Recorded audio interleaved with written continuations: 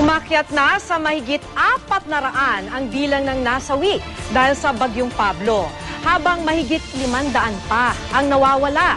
Hindi pa inaasahang lalabas ng Philippine Area of Responsibility ang bagyo.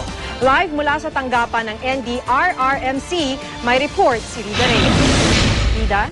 Yes, makipatuloy pa nga rin tumataas ang bilang ng mga naitatalang casualty ng bagyong si Pablo. Sa pinakahuling tala ng NDRRMC, umakit na sa 456 ang naitatalang patay. 446 naman ang nasaktan, habang nasa 533 ang hanggang ngayon ay nawawala. Samantala, naitala na sa 4 na bilyong piso ang halaga ng pinsala sa mga pinakaapektadong lugar ng Visayas at Mindanao.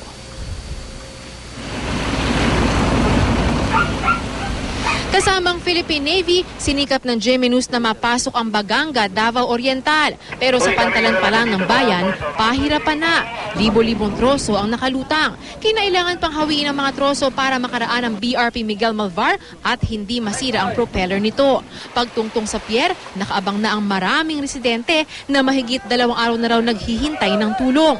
Agad nagsagawa ng relief operations ang Davao City Local Government at maging ang GMA Kapuso Foundation. Sa Baganga, unang landfall ang Bagyong Pablo. Halos lahat ng infrastruktura sa 18 barangay mula munisipyo, health center, palengke, eskwelahan at simbahan, animoy inararo at winasak ng bagyo. Sa Davao City, ilang lugar ang binaha agad sa kasagsagan ng ulan kagabi. Ang pag-ulan sa Mindanao magpapatuloy dahil sa Intertropical Convergence Zone ayon sa Pag-asa. Wala na raw epekto sa panahon sa bansa ang Typhoon Pablo. May kalat-kalat ding ulan ang inaasahan sa Visayas base sa datos na nakalap ng Weather Central. Sa General Santos City, umakyat na sa mahigit 300 mangingisda ang nawawala pa rin kasunod ng paghagupit ng bagyo. Kaninang madaling araw, nabulabog at agad na lumikas ang may 60 pamilya mula sa 2 barangay sa Banga, South Cotabato. Kasunod yan ang pag-apaw ng ilog sa bayan na nagdulot ng pagbaha. Ipanunod ko ang mga unan sa sako. Pagindala dito sa may karsada dapit. Pagbalik ko, kita ng tubig. Problema naman ngayon sa Iligan ang nawasak na port area. Sa larawang ito, nagngangalit ang alon sa dagat na halos sumina sa seawall noong kasagsagan ng bagyo. Nananatili sa loob ng Philippine Area of Responsibility ang Typhoon Pablo dahil sa mabagal pa rin itong kilos. Ayon sa Pag-asa, posible pa rin mag-recurve o lumiko ang bagyo. Ang Northern Luzon, magkakaroon pa rin ng maaliwalas na panahon hanggang sa may kalat-kalat na pag-ulan na epekto naman ng lumalakas na hanging amihan. Ganito rin ang aasahan sa Metro Manila ngayong weekend.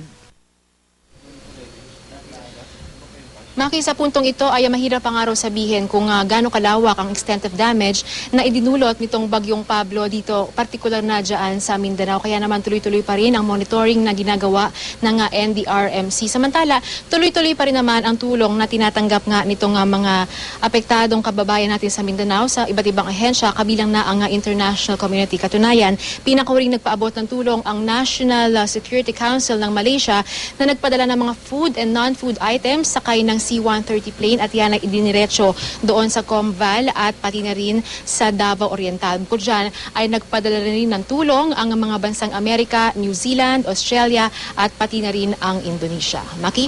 Rida, basta may malakas na bagyo na dumadaan sa ating bansa, no? Parang halos ganito na lang lagi yung eksena. So, sa pag-uusap ba ng NDRRMC sa mga nakausap mo, ano bang assessment nila? Ano ba yung kailangan pa nilang gawin?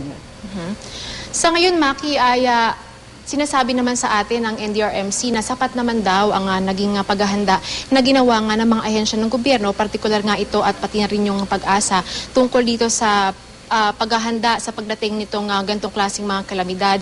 Yun nga lang ay hindi naman ay iwasan ang ganitong mga klaseng mga kondisyon dahil nga syempre hindi natin alam kung ano yung nagiging kilos ng mga kalamidad ng gaya ng bagyong yan, at sa mga puntong ito raw ay kailangan talaga na maging tayo ay mas vigilant sa sarili nating mga LGUs at sarili nating sa mga residente mismo. Ang nangyari daw dyan sa Mindanao, hindi naman daw nila kasi naalam at na-assess na yun palang mga evacuation center na na ginamit at ayun din ang mga areas na mismong tatahakin nitong bagyo at yan daw yung mararagasa nitong itong nangyaring ang kalamidad. Kaya naman sa puntong yan ay wala na raw dapat sisihan kung sakaling mangyari nga itong kalamidad. Ang sa puntong ito raw ay dapat daw na magtulungan na magsimula na nga itong evacuation at magsimula na nga itong tulungan at bayanihan sa ating mga kapwa. Kaya naman natutuwa nga itong ating pamahalaan at tuloy-tuloy pa rin ang tulong hindi lamang sa ating mga iba't ibang ahensya ng gobyerno kundi maging sa international community. Maki? Maraming salamat, Rida Reyes.